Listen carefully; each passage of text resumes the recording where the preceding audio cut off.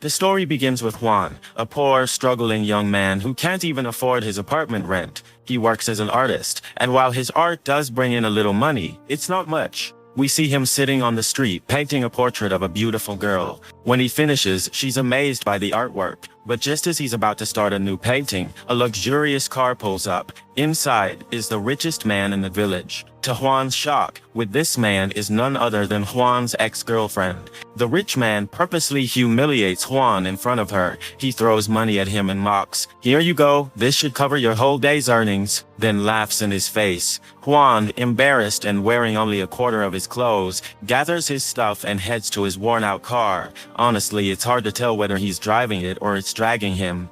Juan returns to his village, a place filled with artists, galleries, and homes of painters. You could call it, my friend, a haven for artists. On his way home, he runs into his landlord, who demands the overdue rent. Fed up, Juan throws the rent money in his face. Before he can leave, the landlord tells him that's only for last month. He still owes this month's rent. Juan casually replies, "I'll pay later," which angers the landlord enough to throw a bottle of water at him. Now, you'd expect Juan to throw it back, right? Nope. Our sweet Juan picks up the bottle and gently puts it with his collection. He gathers and sells plastic bottles at the end of each month. The landlord sneers and says, "That's the poor man's logic," mocking how Juan collects plastic and cans. Of course, all respect to those who do this work. Juan then visits his dream gallery, a place he wishes to exhibit his artwork in someday. Like every day, he approaches the gallery owner, asking him to sponsor his painting. He even hands over some money, but the owner laughs and says, "This won't even cover 1 square meter of wall space." He leaves Juan and heads upstairs. Juan follows him, begging him to display his painting. The owner coldly replies, "Your art is garbage, Juan." Juan defends himself, saying, "I've improved so much, even my girlfriend Tian is impressed by it." Now, let me tell you, my friend, Tian is blind. Seriously, I'm not joking. She lost her vision due to an eye problem years ago. The gallery owner scoffs. "So you're relying on the opinion of your blind girlfriend? You've lost it." Then he points to another painting of a potato and says, "Now this, when I look at it, I actually feel hungry. That's how real it looks." Juan, crushed, doesn't know what to say. Now, about Tian, she can't see, and the only job she could find is working as a massage therapist. Unfortunately, this job puts her at risk of harassment, and people in the place take advantage of her blindness. One day, Juan catches someone harassing her and immediately takes revenge, doing to the harassers exactly what they did to her. He tells them, "Now do you feel what this poor girl feels?" He expects them to regret their actions, but instead, they gang up and beat him. After the beating, Juan and Tian go to the apartment where she treats his wounds. Juan exaggerates, claiming, "I beat them all up without mercy." Tian, who heard the attackers screaming, says, "Yeah, I heard them in pain from the beatings," unaware that it was actually Juan screaming. Juan then surprises her with a gift, a pair of shoes. She loves them. They dance together for a while, and just as Juan leans in to give her mouth-to-mouth, don't ask why, she suddenly hears someone else in the room. She asks, "Who's that?" Juan quickly says, "Just a friend who got evicted. He's staying with me." He tells his friend to keep his eyes shut, but Tien feels uncomfortable and leaves. Later, Juan and his friend go to the rooftop to drink some sauce. They get so drunk they pass out. If you Suddenly, like this a video, spaceship please don't appears forget above to them. like, subscribe, Juan and share wakes this up in video. shock and tries to wake his friend, but the guy is completely knocked out. The spaceship hovers right over their neighborhood. Juan sees a girl stepping out of the spaceship. She looks like a cartoon character, and she's pointing at two others who come down with her. It seems like they've come to the area to draw. Juan tries to take a picture of them, but the fool forgot the flash was on, so the aliens spot him and vanish in seconds, along with their ship. But Juan notices that they dropped something. When he goes to check, he finds it's a pen. Since he's an artist, he keeps it and goes to sleep. The next morning, he wakes up shaken, remembering everything. His friend sees him and jokes, "Are you dead? Or just asleep?" Juan starts telling him all about what happened on the rooftop. To his shock, his friend starts finishing the details for him. Juan is stunned, thinking maybe his friend saw it too. But his friend explains that Juan was mumbling the whole thing in his sleep. Turns out before bed, Juan had even drawn the three aliens. Juan loses hope that his friend will believe him, and heads out to paint people on the street. While he's painting, his color runs out. He searches for more, but can't find the right one. Then he spots the alien pen from last night. He decides to use it to finish the painting. First, he tests it on another sheet, and suddenly the drawing he just made turns real. He's in shock. To confirm what just happened, he draws an apple. Once again, it turns real. Overjoyed, he eats the apple, and it's definitely real. Excited, he puts the apple in his pocket and rushes to his friend to tell him everything. He shows him what's left of the apple and explains that he drew it and it came to life. But as usual, his friend doesn't believe him. He eats the rest of the apple and says, "What nonsense are you talking about? Go check into a hospital." To prove it, Juan draws a gold bar, just like his friend requested. But surprisingly, the drawing doesn't turn real immediately. His friend scoffs and throws the paper out the window. Suddenly, they hear an old man yelling in pain. The paper hit his head. The man scolds them for throwing bricks from the window, but then sees the gold bar on the ground, grabs it, slips it into his pocket, and walks away like nothing happened. That's when Juan's friend finally believes him. He tells Juan to draw a bigger gold bar, which he does, and they're both amazed. Since they live in a tiny room, Juan decides to draw a giant palace. He draws it, and suddenly, the palace appears in the middle of the city out of nowhere. People are shocked. The police arrive shortly after, just as confused. "We were just here 5 minutes ago. Who had time to build this?" they ask. The officers try to open the palace gates, and that's when Juan and his friend realize they've made a big mistake. Juan tries to erase the drawing, but doesn't know how. Then he discovers a button on the pen that deletes any drawing he doesn't want. He presses it, and instantly, the palace disappears before everyone's eyes. Once again, people are left speechless. Back in their room, Juan's friend tells him, "We need to draw money, at least 200 million won." He tries it himself, drawing a number, but it doesn't turn into money, just stays a number. Juan takes the pen, skillfully draws stacks of cash, and within seconds the room floods with so much money it covers them completely. Later, the building owner comes by and scolds the artists for leaving junk outside. One of the girls tries to respond, but the owner snaps, "You!" coming in with one guy, leaving with another. Then he calls out to Juan to lecture him too, but suddenly Juan and his friend appear, dressed in clown-like outfits they believe are what rich people wear, showing off in front of the whole neighborhood. Juan pulls out huge amounts of cash and tells the landlord, "Here's rent for the next 100 years. The landlord is stunned, having no idea where Juan got all this money. But Juan isn't done. Soon, the neighbors see him showing up in 3 luxury cars with girls who entertain him and tell him jokes. He heads to a top real estate company to buy the palace he always dreamed of. There, he finds his ex with her new boyfriend, who's refusing to buy her a villa worth just 15 million. Juan approaches the secretary and asks for 2 palaces in the most exclusive area in the city. He pulls out cash and pays for both right in front of his ex, who instantly regrets letting him go. Later that night, Juan surprises his blind girlfriend Tian by taking her to the new palace he bought for her. He asks her to guess what's in front of her. She says, "The 40 million won palace." "Everyone's talking about you and the things you're buying." Juan's a little disappointed that the surprise is ruined, but he continues with the celebration. There's a hallway full of guests congratulating Tian on her new palace. And because she can't see, Juan brings a girl whose job is to describe everything to her, from the chandeliers to how beautiful the entire palace is.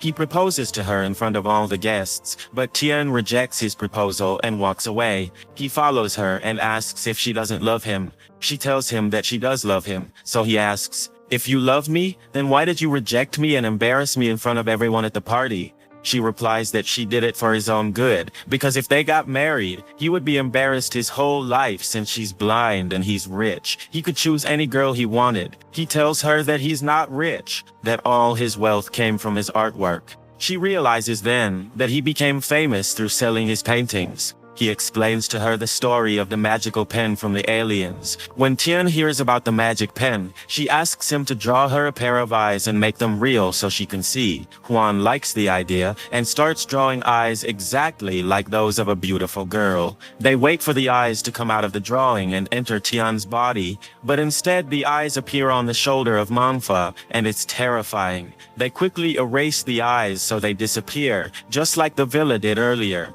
Then they wonder, what if they drew a whole face? Would a face appear too? It might be just as scary. So they decide to draw Tian's entire body and draw the eyes on her face so that they appear exactly where they should. The drawing takes 5 hours to complete.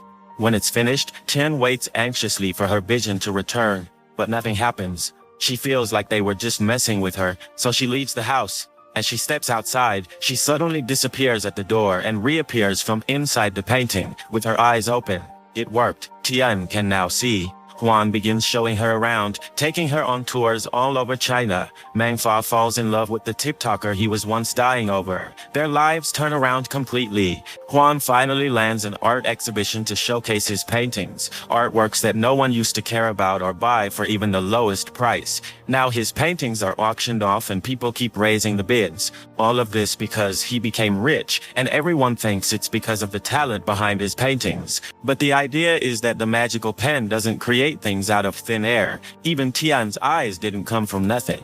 At the exact moment she received her vision, a famous actress suddenly lost her sight on a film set. The event went viral and people were stunned, wondering what had happened to the actress's eyes. Even the money they used during the drawing process didn't come from nowhere. The same amount disappeared from a bank, and security cameras caught the money vanishing. The police go crazy trying to understand what's happening. Li Changyi also becomes insanely jealous and starts trying to figure out how Huan got so rich. When he hears about the bank theft, he connects the dots and contacts the police, telling them he knows someone who got rich overnight. Surely, that must be the one who stole the money.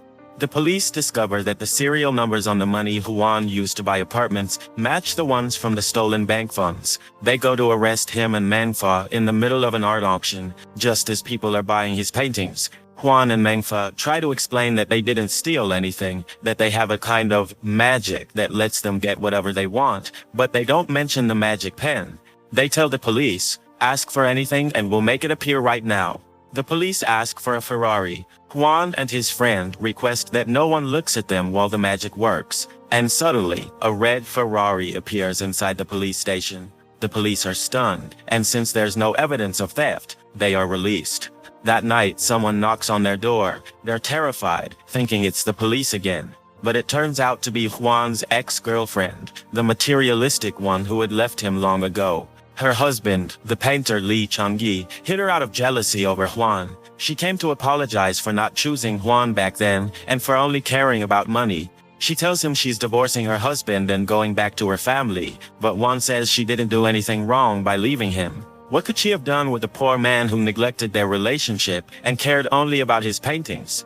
At the time, his father was sick in the hospital and she truly needed financial help. That's what her current husband gave her. He tells her not to feel guilty. Then he begins reminiscing, losing himself in thought, and tells her the full story of the magical pen. Huan opened the safe to show her the pen, but disaster struck. Her husband had planted a hidden camera in her clothes and saw and heard everything Huan said. Now he knew the secret of the magical pen. Meanwhile, the police officer was reading a report about a Ferrari that mysteriously disappeared from an auto expo. It was the same Ferrari Huan and his friend had summoned with the pen. So, the officer went straight to their house. He asked them to hand over the magical device that had been helping them, warning that otherwise, they'd be treated as thieves. However, since there was no law against magic yet, there would be no charges if they cooperated and surrendered the pen. Huan didn't hesitate for a second. He was ready to hand the pen over to the police. But there was just one problem. The pen was already stolen. It had fallen into Li Changyi's hands, and he had begun using it with help from his assistants. The first thing Changyi drew was a stunning art gallery he'd always dreamed of owning. Then he drew royal outfits and an ancient imperial palace, the same design as China's historic palaces, basically stealing the image of Chinese heritage. He had his wife tied up and tortured her. Then he drew a beautiful girl from the cover of a magazine to become real so he could marry her. The girl, who had been participating in a beauty pageant, vanished suddenly, taken into Li Changyi's world. Everything he did made it easy for the police to track him down. The officer explained to Changyi that the pen doesn't create things from thin air, it transfers them from someone else, meaning you're stealing. Despite everything, Changyi still insisted he had done nothing wrong. All he did was draw. Then his assistant suggested that he use the pen to draw a new planet they could escape to, somewhere far from the police. So he drew the alien spaceship and it appeared right in front of them. The aliens descended, furious and terrifying, asking who had summoned them and demanding to know where their device was. At that moment, everyone was shocked to see that Chang Yi had drawn a tank, climbed inside it with his assistants, and aimed the cannon at the aliens to eliminate them. But the aliens effortlessly redirected the tank's cannon back at them. It became clear that their physical strength was far beyond human. They beat Chang Yi as punishment for what he had done. He finally surrendered and gave back their device. But one alien grew extremely angry when he saw that the device had been altered to look like a regular pen. He held it up to Chang Yi's face and demanded answers. Huan stepped forward and confessed he was the one who had modified the device to look like a pen. Chang Yi had nothing to do with that part. The alien was impressed by Huan's honesty and conscience. He said this planet is very similar to theirs, where there is both evil and good. He decided they would take their device and leave peacefully. But before they left, Huan asked the alien for one final favor: to return everything that had been created by the pen back to where it originally came from.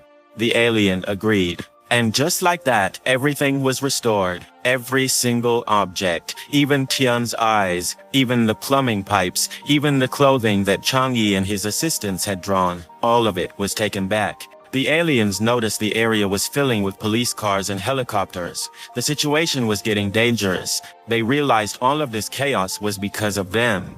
And since their spaceship had also returned to its original location, they had nothing to ride back on. So, the aliens ran with lightning speed to escape before the humans could capture them.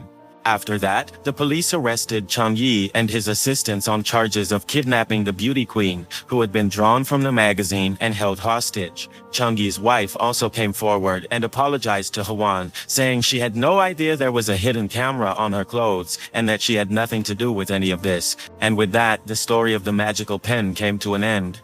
Life returned to how it used to be. No one wanted to buy Huan's paintings anymore. We find out that Tian reopened her beauty salon, and yes, she married Huan. They now have a beautiful child together. That was the ending of our video. If you liked the video, don't forget to support the channel with like and subscribe, and thanks for 100,000 subscribers.